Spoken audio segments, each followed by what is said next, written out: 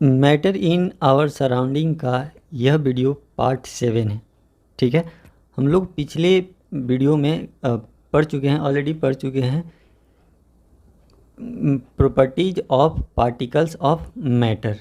ठीक है, यहाँ तक तो पढ़ चुके हैं और इसका जो इनसाइड क्वेश्चन जो था वह भी कर चुके हैं, और यह जो टेक्स्ट बुक में क्वेश्चन दिया है इसको भी ऑलरेडी कर चुके हैं। तो आज हम लोग को पढ़ना है स्टेट ऑफ मैटर। ठीक है, स्टेट ऑफ मैटर। तो चलिए इसको हम अच्छे से समझते हैं और पढ़ते हैं। ठीक है, तो यहाँ पे पहले हम आपको यह समझा देते हैं कि जो क्या होते हैं ना, मैटर्स होते हैं यानी कि मैटर्स तो हम लोग समझ चुके हैं कि हम लोग के अगल बगल जितने भी कोई थिंग्स है जिसमें मास हो और वॉल्यूम हो, दैट इज कॉल्ड मैटर। तो मैटर जो है ना वह अलग अलग स्टेट में पाया जाता है। अलग अलग स्टेट में कहने का मतलब सभी मैटर एक ही तरह का नहीं पाया जाता है। जैसे कि कोई कोई हार्ड होता है, कोई कोई लिक्विड टाइप का होता है, कोई कोई गैस टाइप का होता है। यानी कि इस दुनिया में जितने भी मैटर हैं वह सभी एक स्टेट में नहीं पाए जाते हैं या एक जैसे नहीं होते हैं। ठीक है, उन लोग अलग अलग स्टेट में पाया जाता है। तो चलिए सबसे पहले शुरू करते हैं। ठीक है, क्या है? Observe different types of matter around you. ठीक है, यानी कि यहाँ क्या बता रहा है कि आप अपने अगल बगल जितने भी टाइप्स के मैटर हैं, ठीक है, उसको ऑब्जर्व कीजिए। ऑब्जर्व करने का मतलब ध्यान से देखिए और समझिए। तो आपके अगल बगल में बहुत सारे मैटर देखने को मिल जाएंगे।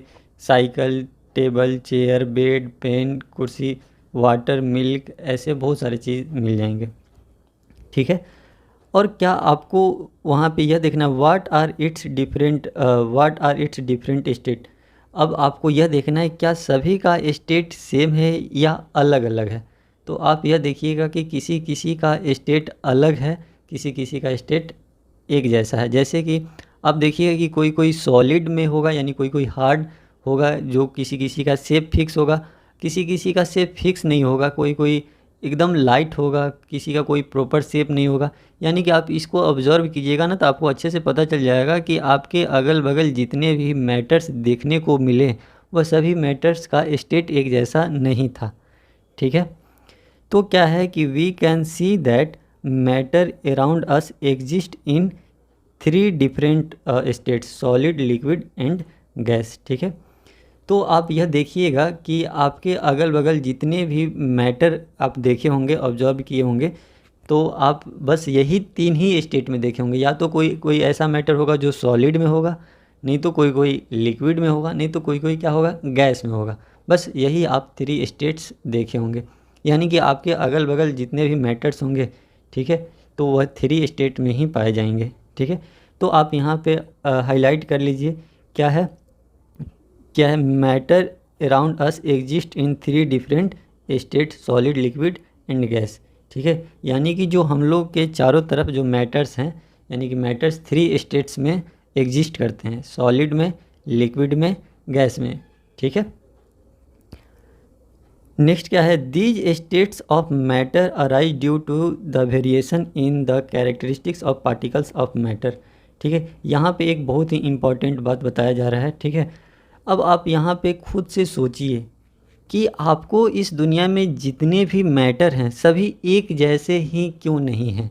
यानी कि कोई जैसे कि सब लिक्विड में ही क्यों नहीं है या सब सॉलिड में ही क्यों नहीं है।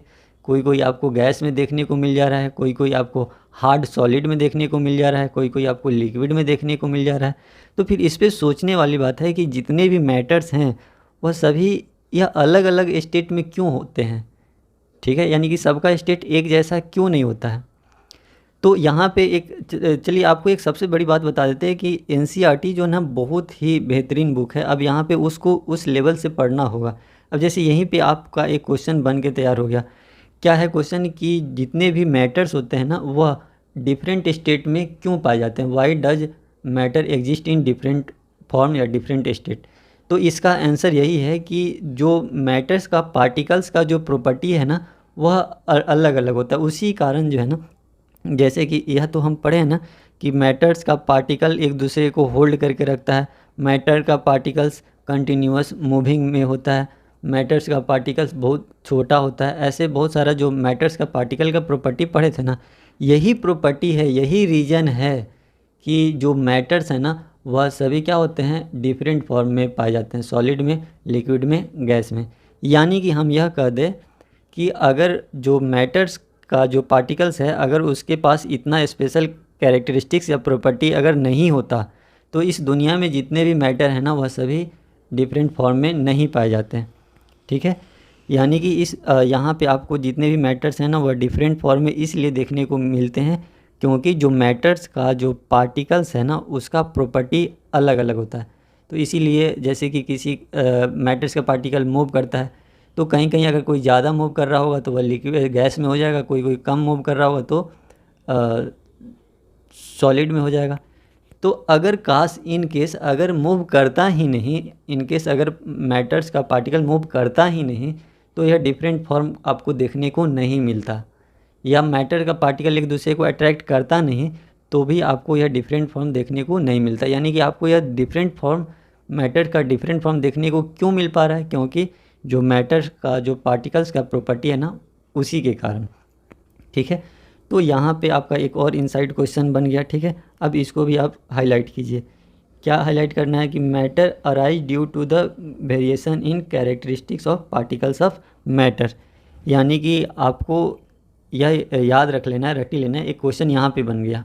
ठीक है, ऐसे खोज के आप पढ़िएगा, डेप्थ में पढ़िएगा तो आपको बहुत सारे क्वेश्चन आएंगे। अब जैसे कि आपको एग्ज़ाम में तो हूबहू क्वेश्चन आंसर आते नहीं, वो डेप्थ में इनसाइड से ही कोई कंसेप्चुअल क्वेश्चन दे देता है।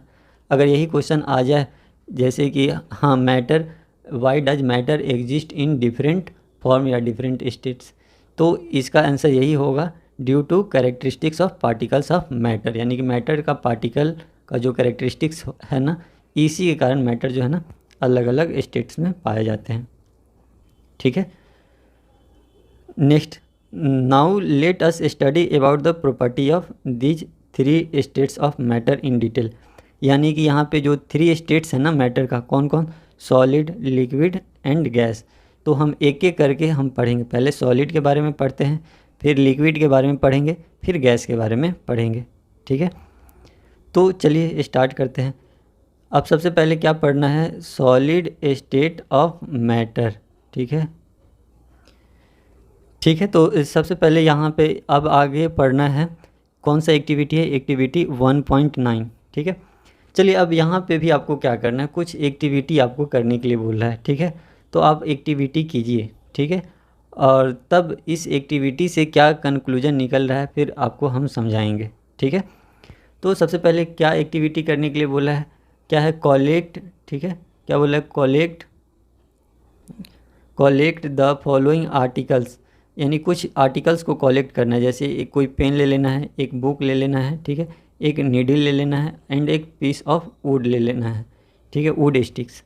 यानी कि क्या एक्टिविटी करना है, इस एक्टिविटी में आपको एक पेन ले लेना है, ठीक है, एक बुक लेना है, एक नीडल लेना है और एक स्टिक्स लेना है लकड़ी का।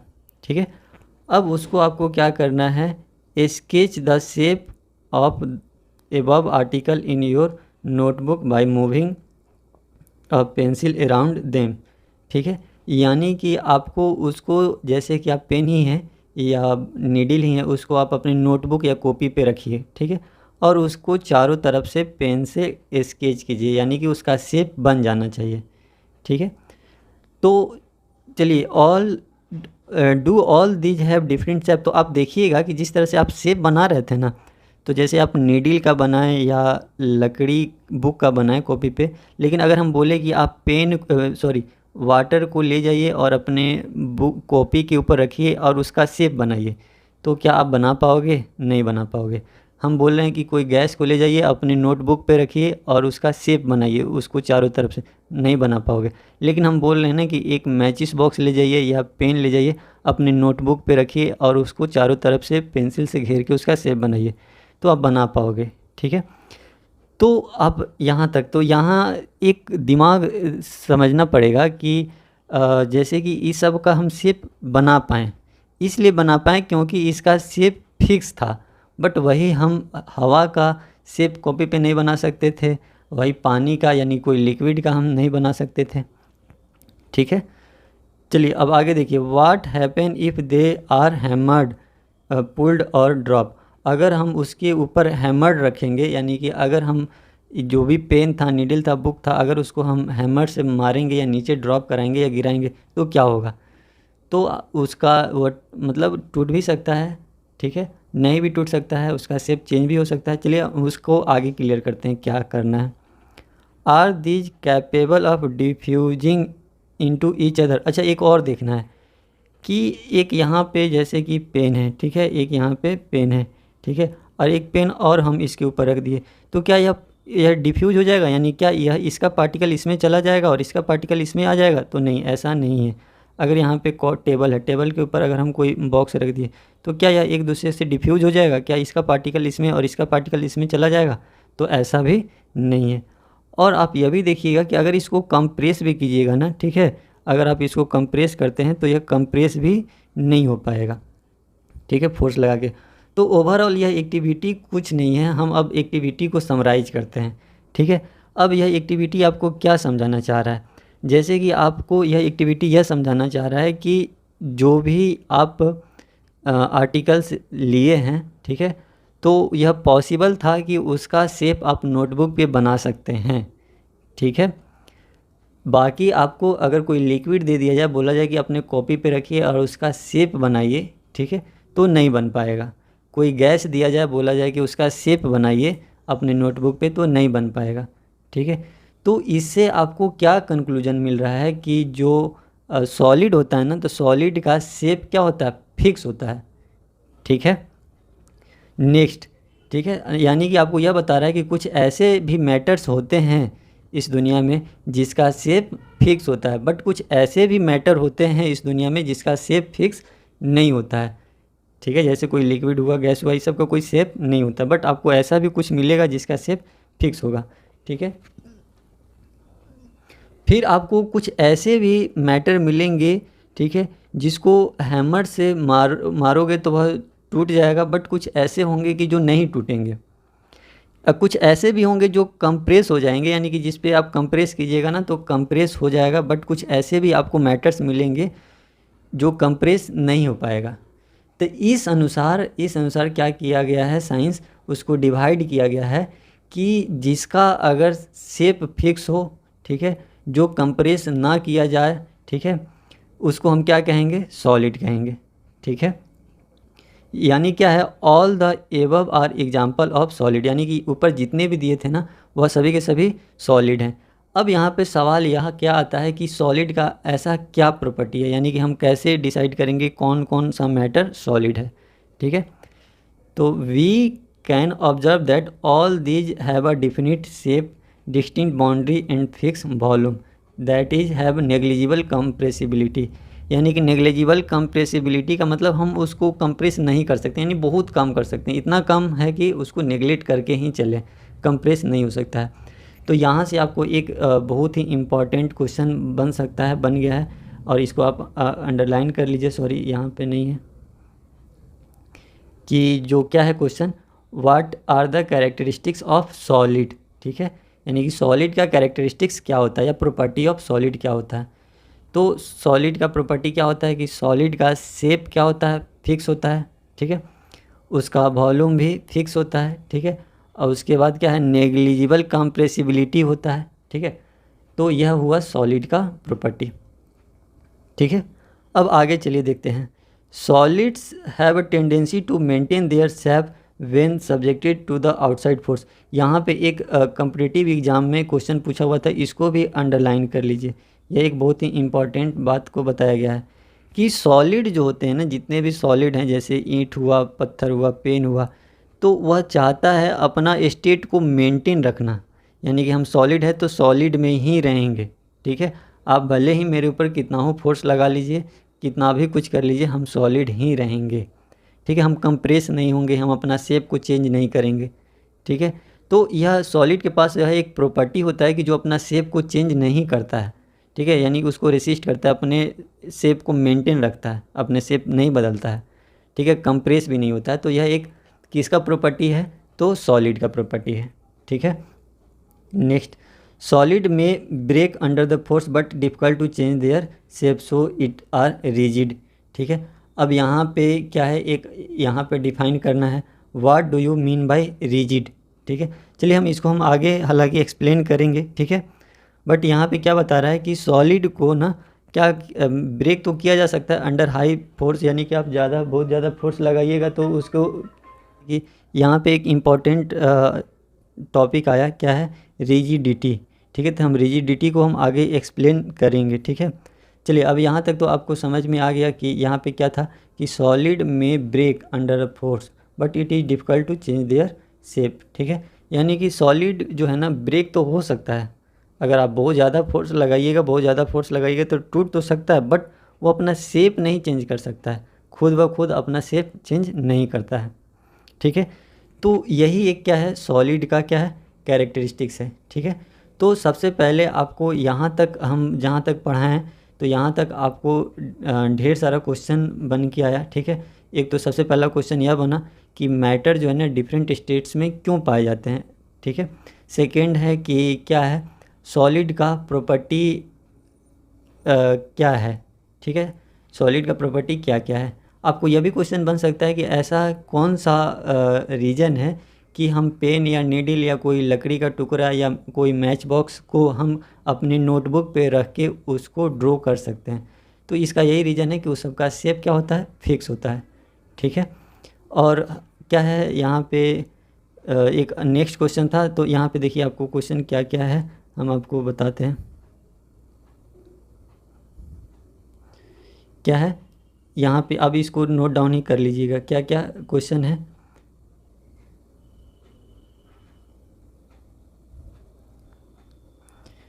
प्रॉपर्टीज ऑफ सॉलिड, सॉलिड का क्या क्या प्रॉपर्टी होता है। तो सबसे पहले solid have a fix shape and a fix volume.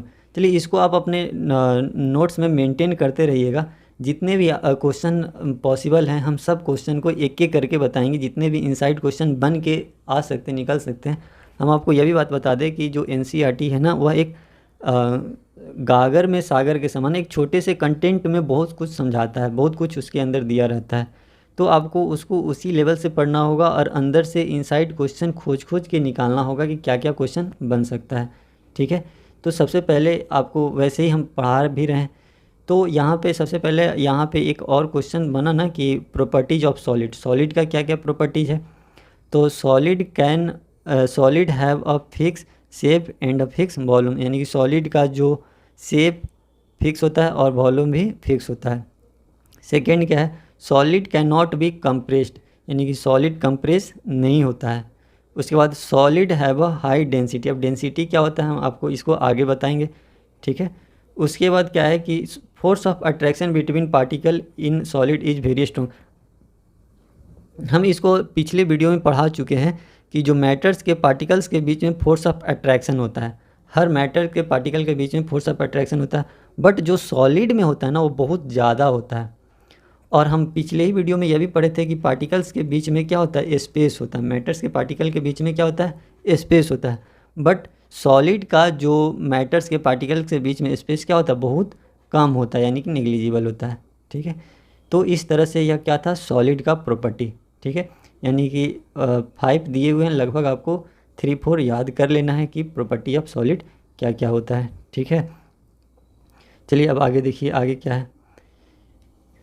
तो यहाँ तक तो समझ में आ गया, यह सभी के सभी क्या था, प्रॉपर्टीज ऑफ सॉलिड था। बट अब यहाँ पे यह क्वेश्चन एक बन के आता है सामने, what about a rubber band, can it change it shape on stretching, is it solid. ठीक है, अब यहाँ पे एक प्रॉब्लम आ गया, क्या कि हम तो अभी पढ़े हैं कि जो सॉलिड होता है ना उसका शेप चेंज नहीं होता है, सॉलिड का शेप चेंज नहीं होता है। बट अब आपको हम एक रबर बैंड दिया जा रहा है, अब रबर बैंड का तो आप स्ट्रेच कीजिएगा तो उसका शेप तो चेंज हो जाएगा। ठीक है, तो अब आपका क्या ख्याल है इसके बारे में कि क्या रबर बैंड सॉलिड है। तो ये भी क्वेश्चन एक अच्छा क्वेश्चन है कि हम तो अभी पढ़े हैं कि सॉलिड का शेप फिक्स होता है, सॉलिड का शेप चेंज नहीं होता है, बट अब यहाँ रबर बैंड के बारे में क्या ख्याल है कि रबर बैंड का तो हम शेप चेंज कर सकते हैं। ठीक है, पहले लकड़ी का टुकड़ा था तो उसका शेप हम चेंज नहीं कर सकते थे स्ट्रेच करके या कंप्रेस करके, तो इसलिए लकड़ी के टुकड़ा को हम सॉलिड बोले। बट अब रबर बैंड को हम क्या बोलेंगे। उसके बाद एक और है यहाँ पे जैसे question, what about sugar and salt when kept in different jar this take the shape of jar are they solid. फिर यहाँ भी एक अच्छा क्वेश्चन है कि अगर हम जैसे मान लेते हैं कोई शुगर हुआ या साल्ट हुआ, तो उसको हम जिस जार में या जिस डिब्बा में डालते हैं यह उसी का शेप पकड़ लेता है, यानी उसी शेप का हो जाता है। अगर हम छोटा सा डब्बा में डालेंगे तो उसका शेप छोटा सा हो जाएगा, गोल सा अगर डब्बा में डालेंगे तो उसका शेप गोला हो जाएगा, या अगर हम उसको क्यूबिकल बॉक्स में डालेंगे तो उसका शेप कैसा हो जाएगा, क्यूबिकल हो जाएगा। तो अब यहाँ पे सवाल यहाँ पे यह आता है कि क्या इस तरह से तो साल्ट का और शुगर का तो अपना कोई प्रॉपर शेप रहा ही नहीं, क्योंकि यह हर समय अपना शेप चेंज कर दे रहा है।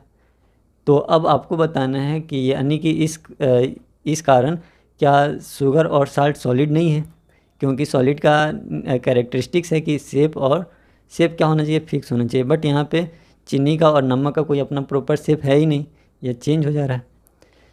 फिर आगे यहाँ पे एक और क्वेश्चन है स्पॉन्ज को लेके कि स्पॉन्ज के बारे में क्या ख्याल है, स्पॉन्ज क्या है। अगर स्पॉन्ज को आप कंप्रेस कीजिएगा, अगर दाबिएगा तो वह क्या हो जाएगा, दब जाएगा। बट सॉलिड के प्रॉपर्टी में आपको क्या बताया गया है कि solid can not be compress, solid compress क्या होता है, नहीं हो सकता है। अब स्पॉन्ज तो यानी कि स्पॉन्ज सॉलिड नहीं है, क्योंकि स्पॉन्ज तो कंप्रेस हो जा रहा है, ठीक है। तो यानी कि यहाँ पे सभी क्वेश्चन का अब जवाब आपको यहाँ पे आगे चल के बताया जाएगा, ठीक है। तो यहाँ पे क्या है कि all the above are solid. अच्छा, यहाँ पे जितने भी बताए गए हैं सभी के सभी सॉलिड हैं। अब इसमें आपको चिंता करने की, घबराने की कोई ज़रूरत नहीं है। यानी कि रबर बैंड भी सॉलिड है, ठीक है, और शुगर साल्ट भी सॉलिड है, और यहाँ पे ये जो स्पॉन्ज है वह भी सॉलिड है। अब उसको एक्सप्लेन करेगा क्यों सॉलिड है, क्योंकि वहाँ पे तो क्या कर रहा था, अपोज कर रहा था ना कि सॉलिड का प्रॉपर्टी कुछ और बता रहा है, और यहाँ पे ये लोग उसका प्रॉपर्टी को सेटिस्फाई नहीं कर पा रहा है। तो यानी कि अच्छा, यहाँ से ढेर सारा क्वेश्चन बना इनसाइड, बहुत सारा क्वेश्चन यहाँ पे इनसाइड बना। अब इस क्वेश्चन को आपको याद करना है, ठीक है। यहाँ से बहुत सारा क्वेश्चन बन के तैयार हो गए इनसाइड क्वेश्चन। अब एक एक करके, जैसे यहाँ पे क्वेश्चन है कि रबर बैंड जो है ना, रबर बैंड उसको स्ट्रेच करके क्या किया जा सकता है, शेप चेंज किया जा सकता है, फिर भी यह सॉलिड है, ऐसा क्यों, रीज़न बताइए। यहाँ पे क्वेश्चन बन सकता है, क्वेश्चन है भी, why we consider rubber band in solid, ठीक है। फिर अगला क्वेश्चन यह भी बन सकता है, ठीक है, कि स्पॉन्ज को हम कंप्रेस कर सकते हैं, स्पॉन्ज जो कंप्रेसिबिलिटी होता है, तो क्या स्पॉन्ज को फिर भी हम सॉलिड मानते हैं, ऐसा क्यों है, ठीक है। ऐसा ढेर सारा क्वेश्चन यहाँ पे बन के तैयार होता है। तो चलिए हम एक एक करके सभी क्वेश्चन को एक्सप्लेन करेंगे, ठीक है। तो यहाँ पे एक क्या बता रहा है कि a rubber band change shape under the force and regain its shape when the force is removed, if excessive force applied it break, ठीक है।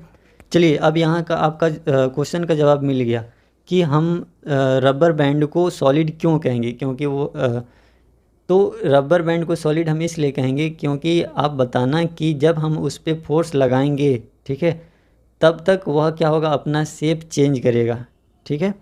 लेकिन जैसे ही अगर आप फोर्स को रिमूव कीजिएगा तो वह अपने प्रॉपर शेप में आ जाएगा। इसलिए हम कह सकते हैं कि रबर बैंड क्या है, सॉलिड है, ठीक है। और आप ज़्यादा एक्सेसिव फोर्स लगाइएगा ना, ठीक है, तो वह ब्रेक भी हो सकता है, तो ज़्यादा फोर्स नहीं लगाना है। तो अब यहाँ पे आपका जो फर्स्ट क्वेश्चन यहाँ पे बन रहा था, इसका जवाब तो मिल गया कि what about a rubber band can it change its shape on stretching, is it solid. यानी कि रबर बैंड जो है ना, अगर उस पर हम क्या फोर्स लगाते हैं या स्ट्रेच करते हैं तो वह अपना शेप चेंज कर लेता है, तो क्या यह सॉलिड है। तो हाँ, यह सॉलिड है। इसका रीज़न आप यही दीजिएगा कि जब हम रबर बैंड पे फोर्स लगाते हैं तब तक ही अपना यह शेप चेंज करता है, जैसे ही अगर हम फोर्स को रिमूव करते हैं तो यह अपने प्रॉपर शेप में या ओरिजिनल शेप में आ जाता है, so we can consider rubber band is a solid. ठीक है, उसके बाद सेकंड क्वेश्चन का भी आंसर यहाँ पे दिया है। सेकंड क्वेश्चन क्या है कि यहाँ पे कि क्या था क्वेश्चन कि what about sugar and salt, यानी कि शुगर और साल्ट के बारे में क्या है, क्योंकि उसका भी तो यहाँ पे कि जिस जार में या जिस डब्बा में डालते हैं वह अपना क्या होता है, शेप कर लेता है। तो क्या यह सॉलिड है? तो हाँ, यह भी सॉलिड है। अब यहाँ पे इसका रीज़न क्या दिया गया है कि आप एक उसका प्रॉपर एक छोटा सा क्रिस्टल देखिए, यानी कि एक छोटा सा दाना देखिए, तो क्या वह दाना अपना शेप चेंज करता है? तो नहीं, दाना अपना चेंज नहीं करता है। वह तो जिस शेप में रहता है वह शेप उसका फिक्स रहता है, तो इसलिए क्या है, वह सॉलिड है। वैसे ही यहाँ पे स्पॉन्ज के बारे में भी बताया जा रहा है कि स्पॉन्ज के बीच में क्या होता है, टीनी यानी माइन्यूट होल होते हैं, यानी छोटे छोटे छिद्र होते हैं, तो उसमें एयर भरा हुआ रहता है, इसलिए वह कंप्रेस हो जाता है। ठीक है, अगर आप एयर निकाल दें, ठीक है, तो वह जिस शेप का होगा वह परमानेंट उसी शेप का रहेगा, उसको आप कंप्रेस नहीं कर सकते, वो अपना शेप चेंज नहीं कर सकता है। तो इसलिए वह क्या है, स्पॉन्ज सॉलिड है। ठीक है, तो यानी कि यहाँ से यहाँ तक आपको हमको लगता है ना कि 10+ क्वेश्चन बना। ठीक है, यानी कि जहाँ तक इनसाइड पढ़े यहाँ लगभग 10 से ऊपर इनसाइड क्वेश्चन बन गया। तो इस क्वेश्चन को अपना नोटबुक में नोट डाउन कर लीजिएगा। चलिए और भी हम आपको इसको बताते हैं और क्या क्या क्वेश्चन बन सकता है बना हुआ। जैसे यहाँ पे क्या था क्वेश्चन कि गिव रीजन बताना है। ठीक है, कि a wooden table should be called a solid, wooden table को सॉलिड कहा जाता है, ऐसा क्यों है? तो इसका रीज़न तो बहुत आसान है, क्योंकि आप बताइएगा कि वुडन टेबल का शेप फिक्स होता है, वॉल्यूम फिक्स होता है। ठीक है, it can not be compress easily, so it is called solid. ठीक है, तो यह क्वेश्चन तो आगे समझ में। चलिए यहाँ तक तो ये तो पढ़ ही लिए कि हाँ, प्रॉपर्टीज ऑफ सॉलिड। ठीक है, नेक्स्ट क्वेश्चन, हाँ नेक्स्ट क्वेश्चन यहाँ पे दे ही दिया, अ स्पॉन्ज। ठीक है, यहाँ पे दिया गया है अ sponge can be compress, sponge को कंप्रेस किया जा सकता है। ठीक है, इट इज़ अ सॉलिड, फिर भी यह सॉलिड है, एक्सप्लेन करना है। ठीक है, तो अभी बताया ना कि यहाँ से क्वेश्चन आपको बन के आ गया।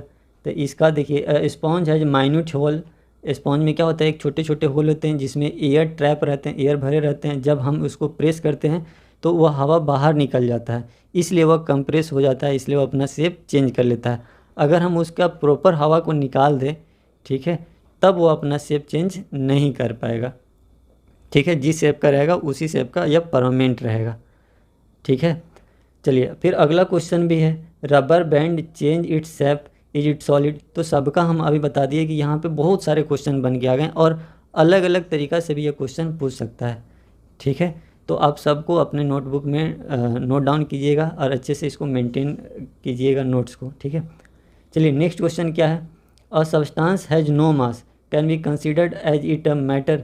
जैसे कि आपके पास कोई एक सब्सटेंस है और उसमें कोई मास नहीं है, तो क्या वह मैटर है? तो बिल्कुल नहीं, क्योंकि मैटर का डिफिनीसन में ही हम पढ़ें कि मैटर किसको कहेंगे, तो the substance which has mass and volume, जिसमें मास और वॉल्यूम दोनों हो वही मैटर कहलाएगा, अदरवाइज मैटर नहीं कहलाएगा। ठीक है, नेक्स्ट क्वेश्चन देखिए, जैसे क्या है, as the temperature rises the particle move faster. ठीक है, मूव फास्ट, यानी कि यहाँ तक समझ में आया ना कि अगर किसी टेम्परेचर बढ़ाएंगे तो क्या होगा, पार्टिकल का मूवमेंट क्या होगा, ज़्यादा होगा। With increase in temperature the kinetic energy particle also increase. ठीक है, तो यह भी क्वेश्चन समझ में आ गया कि अगर टेम्परेचर बढ़ाएंगे तो उसका क्या होगा, इंक्रीज होगा।